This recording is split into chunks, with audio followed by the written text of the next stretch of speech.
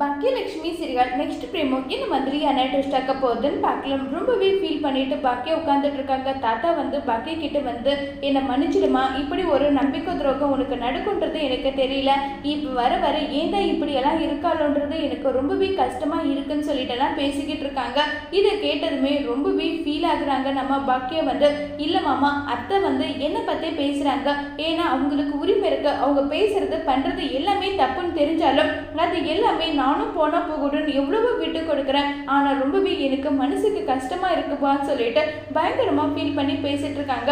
விடு, இதுக்கெல்லாம் ஃபீல் பண்ணிட்டு இருக்காத, என்ன நடக்கணுமோ அது நடக்கும். செல்வி நம்ம போயிட்டு மன்னிப்பு கேட்டா அவ உன்னை விட்டு எங்க போக போறான்னு சொல்லிட்டு எல்லாம் பேசுறாங்க.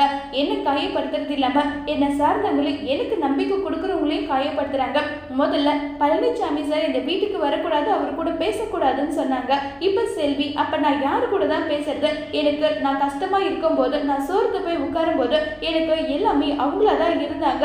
ஆனா இப்ப இவங்க யாரு கூடயும் நான் பேசக்கூடாதுன்னா என்ன அர்த்தம்ன்றது எனக்கு புரியலன்னு ரொம்பவே ஃபீல் பண்ணி கதறி எழுறாங்க நம்ம பாக்கியம். அதோட இந்த பிரமவும் முடிச்சிருக்காங்க.